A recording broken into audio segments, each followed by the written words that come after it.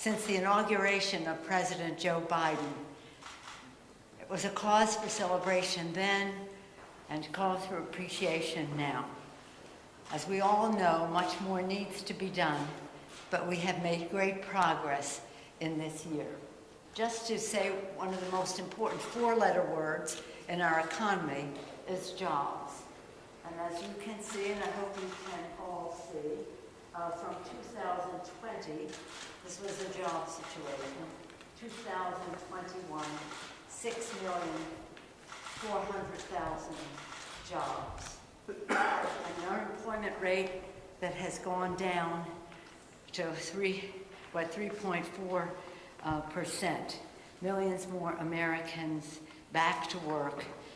3.9% of the unemployment. And then now, of course, with legislation that is pending, we hope that when we have more access to child care and universal pre-K and the rest, many more people will be able to go to work, especially as the President continues to address the COVID challenge that we have that are keeping people out of work.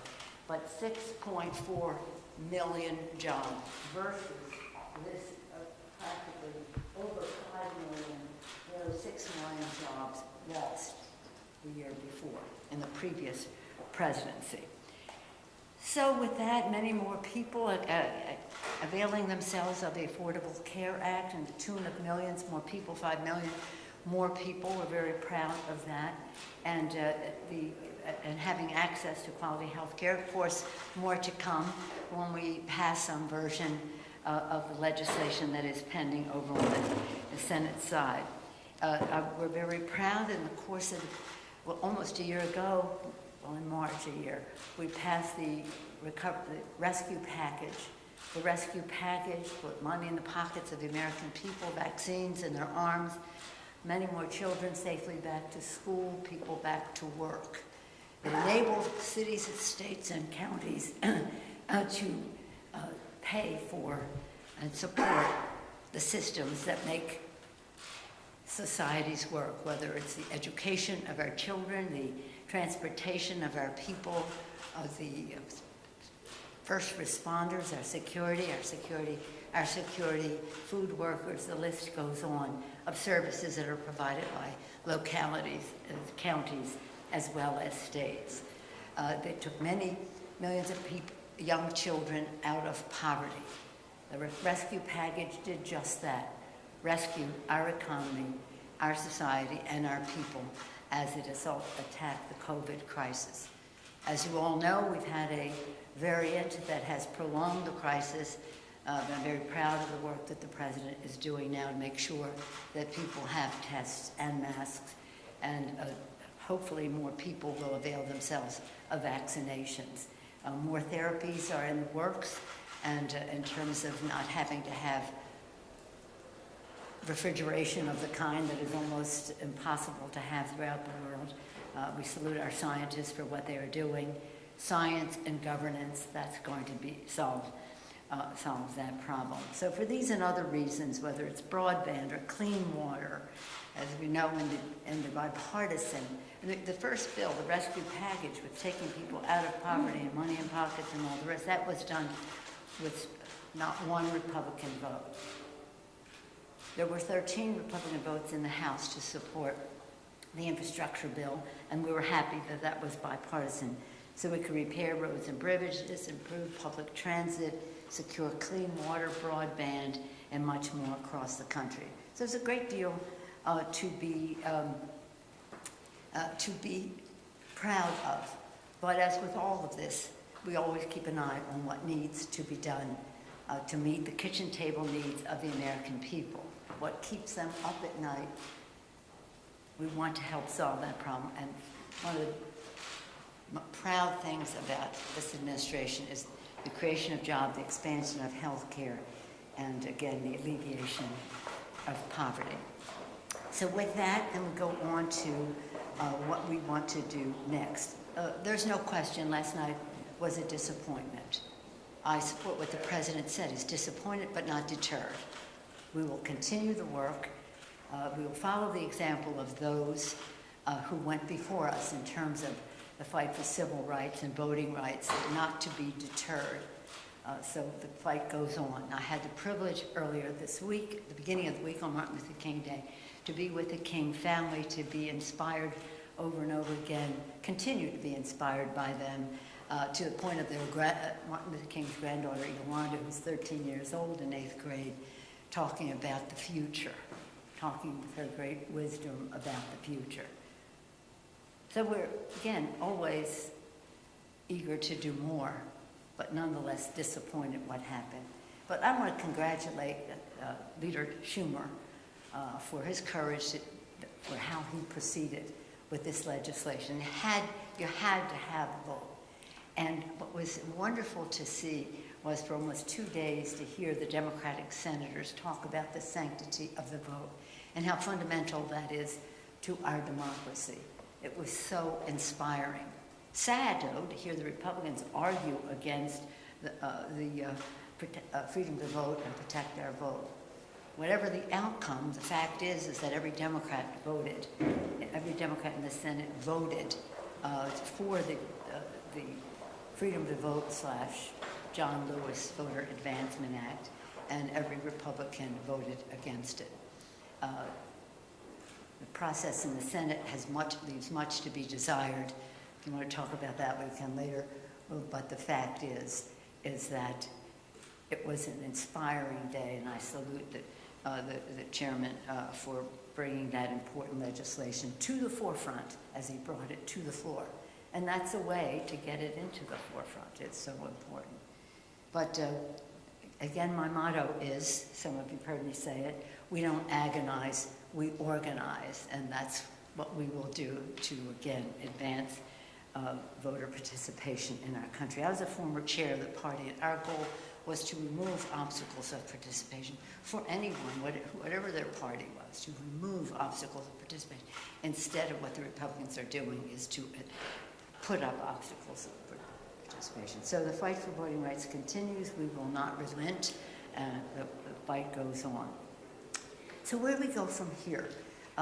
As we have been engaged in all of these highly visible fights, discussions, debates in the Congress, we have been working in many cases in a bipartisan way to advance legislation which should be coming to the floor in the months ahead, as soon as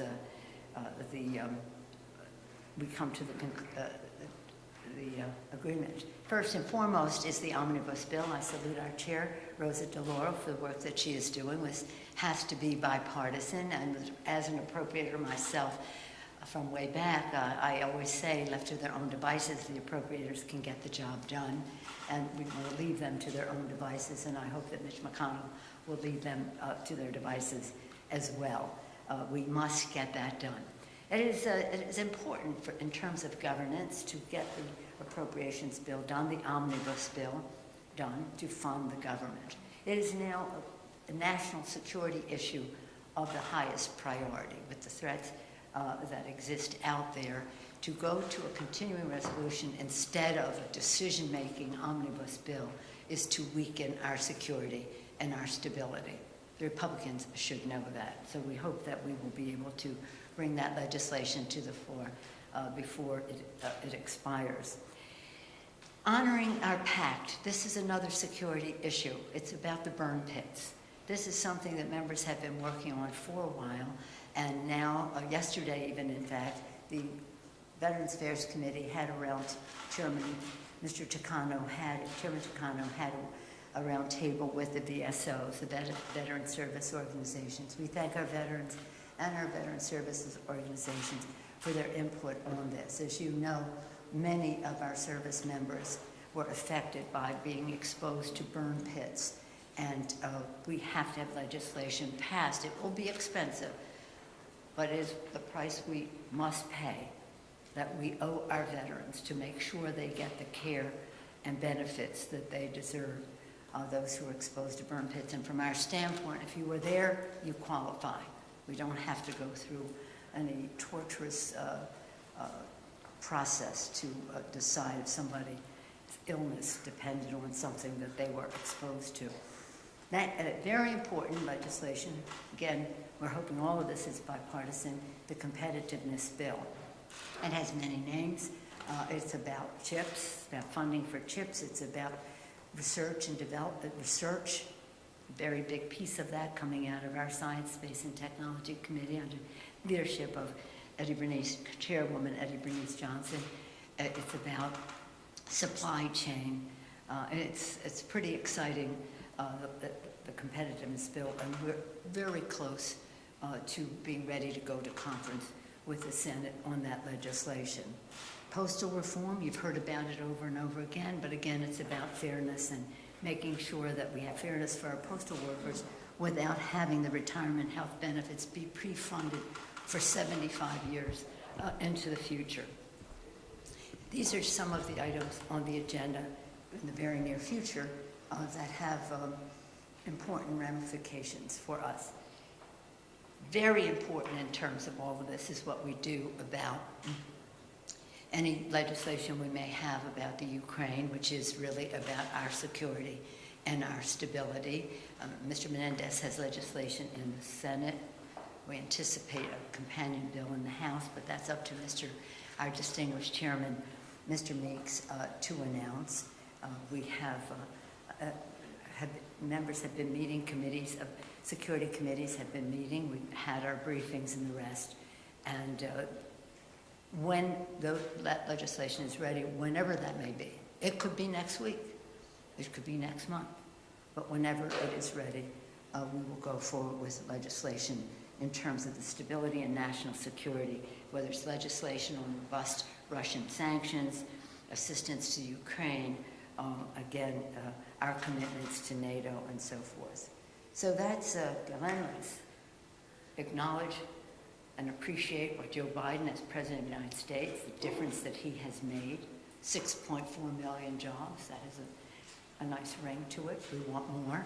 We can put more people back to work when we have more access to child care and home health care so that more moms and dads can be in the workforce, and when we solve and crush the COVID crisis, which is a deterrent to people going to work as well. So we thank the President for his great leadership. We appreciate the leadership of Chuck Schumer in advancing the sanctity of the vote in the Senate and giving it the visibility that it would never have had without having a vote in the Senate. As we prepare for what's next on our agenda, we do so striving for as much bipartisanship as possible in terms of protecting honoring our veterans, protecting our country, again, funding the governance of our country. On a happy note, yesterday, Congress passed legislation to award Willie O. Yee. You know Willie O. Yee? Oh. You know Willie O. Yee. There's a story about Willie. You just did a story about Willie. Yeah. Well, you come to our office later today because we'll be signing the legislation. He was, for your information, Willie O. Yee was the first black player in the National Hockey League.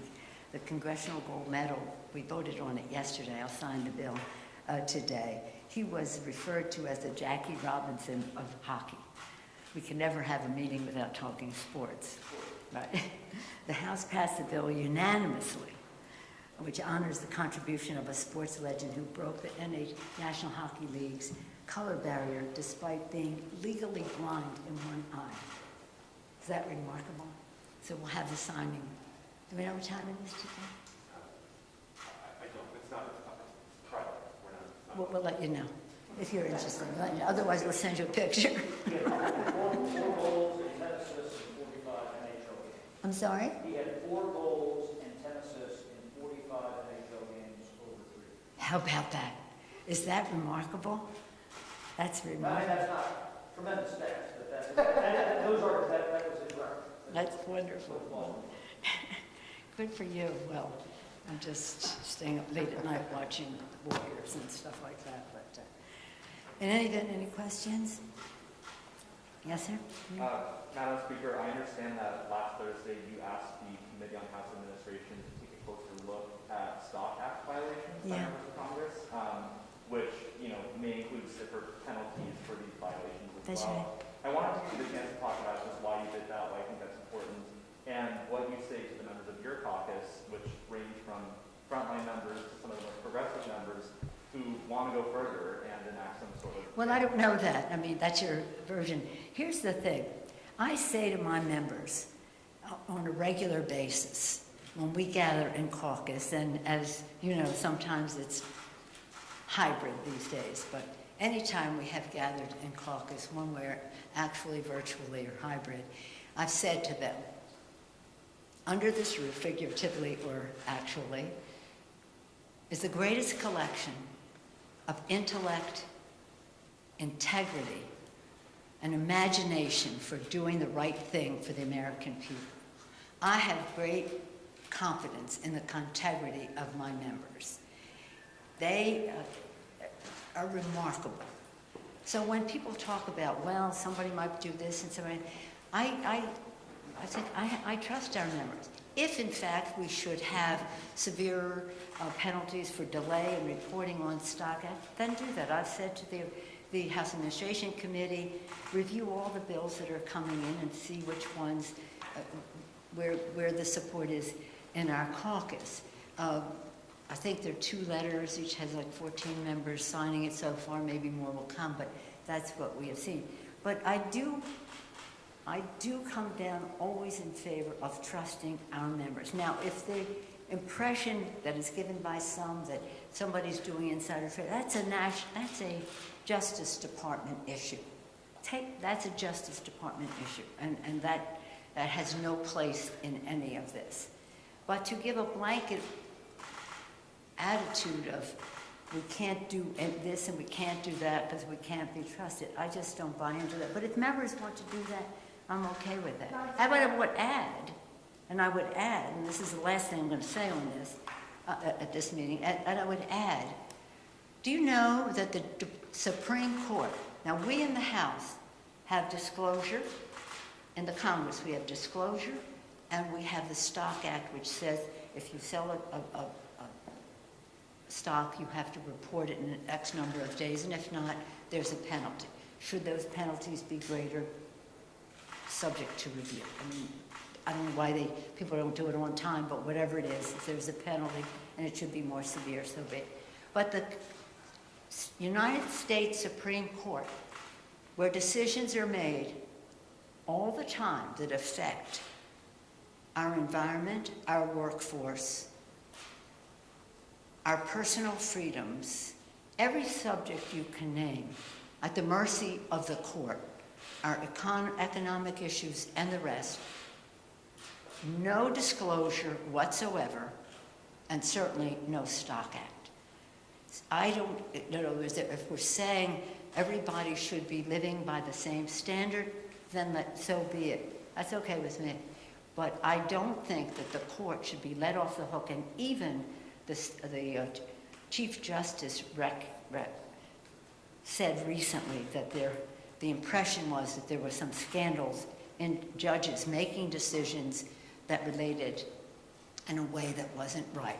So I say, when we go forward with anything, let's take the Supreme Court with us to have disclosure. No disclosure. The Supreme Court of the United States for life. No disclosure, and certainly, therefore, no Stock Act.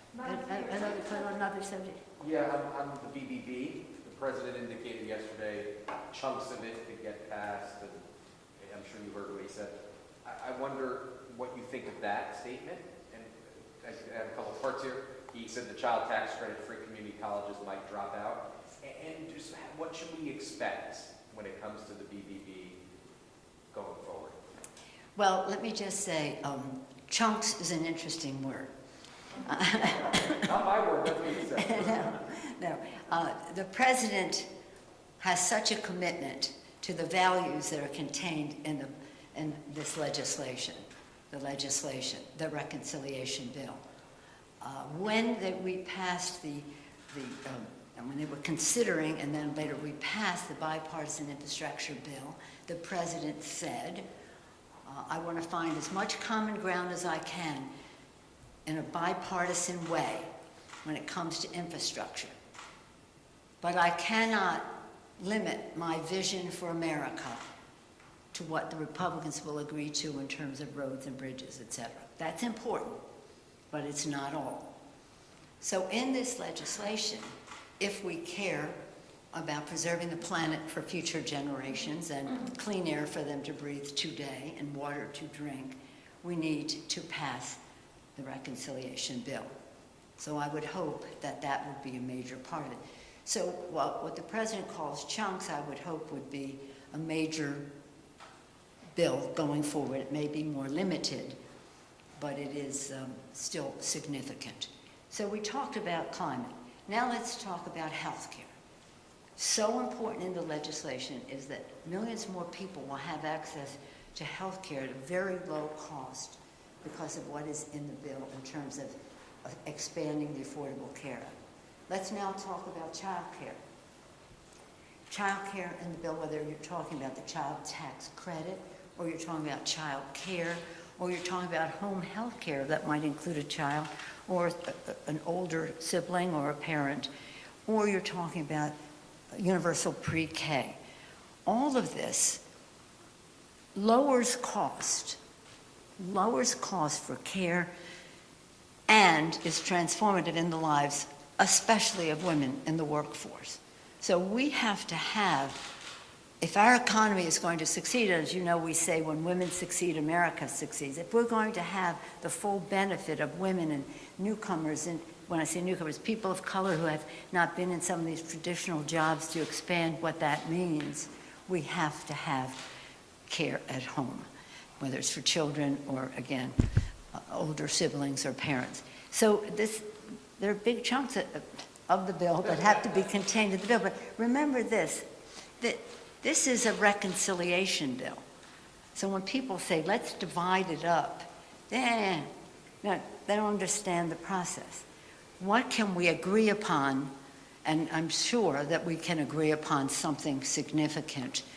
Call it a chunk if you want, but whatever you call it, we want it to be able to make a difference in transforming the workplace by honoring work, by respecting the fact that there are families that have to make decisions between home and work, and again, protecting the planet. So I'm optimistic. I'm optimistic, yeah. Yes, sir. Very disappointed. But like I said, you have some members in the Democratic Party who are really taking on Senators Manchin and Senate. What do you say about those members who are hypercritical of them, taking their position? That's their position, that's how they feel, that's what they think their No. positions want. Do you think that that's fair to have that sort of criticism level of Manchin in terms of internal party? Well, I think people will say what they're going to say. I have not encouraged that. In fact, I have discouraged it because we are a giant kaleidoscope here, Democrats and Republicans. You never know who's going to be in the design of the next bill. So we have to be respectful. But I've discouraged people from making comments about them. And you maybe hear it more than I do. I just don't hear that much of it anymore. Do you think that makes it harder maybe to get their vote down the road on this subject or something else that they're criticism? No, I don't think so. I don't think so.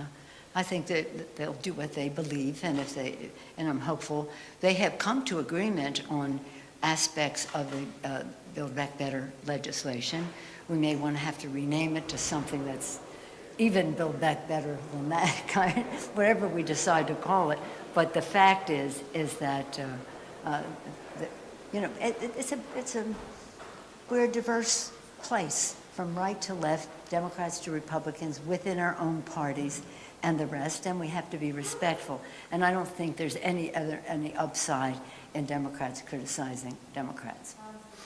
Yes, ma'am. Can you talk a little bit about what Democrats' 2022 legislative agenda should be beyond Build Back Better in order to kind of tell voters what you guys are actually considering in a lot of hurdles in trying to vote voting rights and Build Back Better? Well, as I said earlier, right away, we have been working on legislation right now to keep government open in a way that meets the needs of the American people, that protects the security and stability of our country.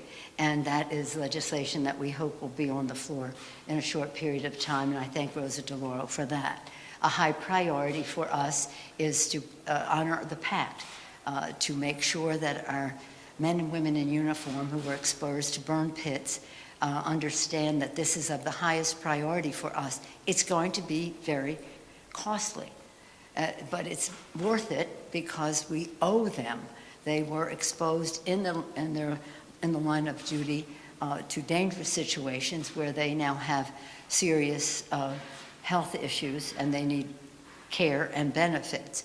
I mentioned also the issue that relates to competitiveness. This is really important for us in terms of chips and what that means to our manufacturing base, in terms of supply chain, what that means to our economy, and research, which means to our present and to our future. These are big. All of these are big bills.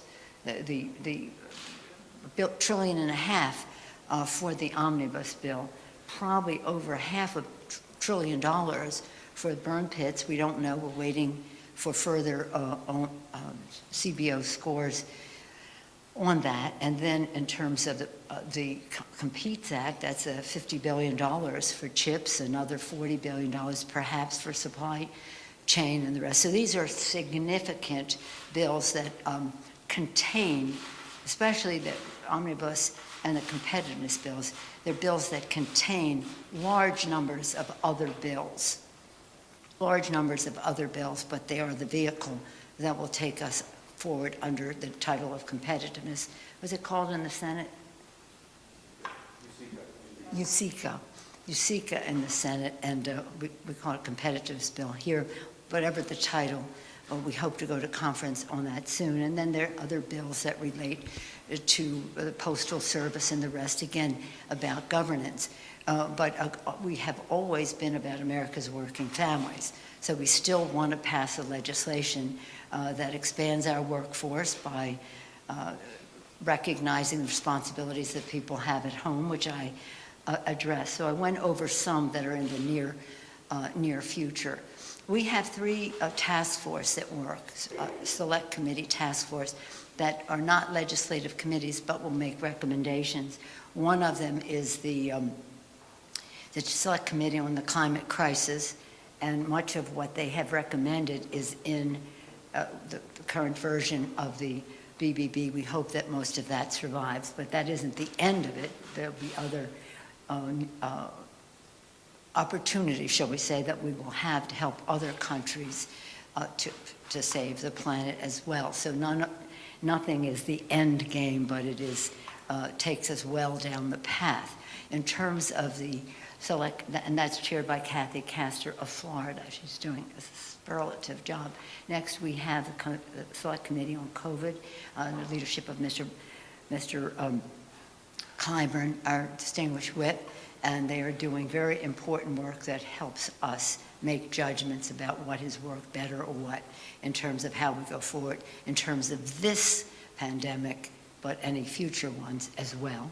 And then we have a Select Committee on Disparity and Income and Opportunity in our country, chaired by Mr. Himes. And you'll see much more of that now that we've gotten through some of the, hopefully soon, some of the big legislation coming out of the last year. And that is how we affect legislation to end that disparity of opportunity in our country. The fact that during the COVID crisis, wealth increased at the high end to such an exorbitant place at the expense of people not, I don't want to say at the low end, but at a lower economic place in our society. We can't have that continue. That's what is a caste system. That's not a democracy. The middle class is the backbone of our democracy. We have to strengthen the middle class and all who aspire to it. So that is what our legislation is about. So how we protect our nation, how we preserve our planet, how we transform our workforce, how we educate our children. My whole mission in Congress is about the children, for the children. As you heard me say, you're in the arena, you have to be prepared to take a punch. You have to be prepared to throw a punch for the children, for the children. And so we'll be dealing with issues that relate to antitrust and to Section 230 and what damage that does to children and the rest. But I'm very proud of our committees. They're working very hard on their legislation. Some of it they will bring individually to the floor, some of it, as with the Competitiveness Act. That's a bill from Science, Space, and Technology, Energy and Commerce, Education and Labor, and other committees as well. So some of this will be jointly, some of it will be individually. One last question, is that? Hi, I think I asked you about crime in America right now. There's been so many tragic headlines this week alone with I'm sorry? crime in America. Oh, crime. Oh, yeah. There's been so many tragic headlines this week alone with a 24-year-old UCLA student stabbed at work in Los Angeles, a woman pushed out a subway in New York City, and just last night a baby shot in the Bronx in innocent baby an attack.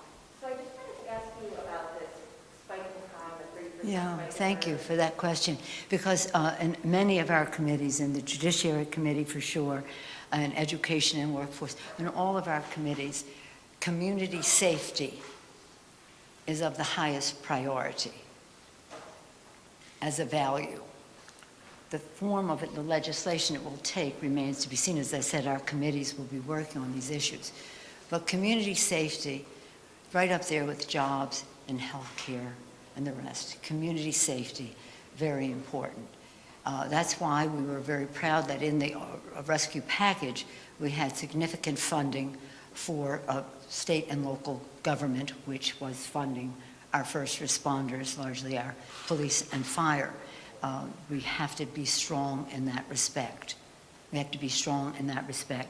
But in the BBB, there's very important language, and I refer you to it, about how we address criminal justice and the rest in our country. But thank you for asking that question. We can have a whole day, and we probably will, on that subject, because community safety, our first responsibility is to protect and defend, whether that's our national security or our community safety. We have to keep the American people safe. Thank you all very much. Thank you. Thank you.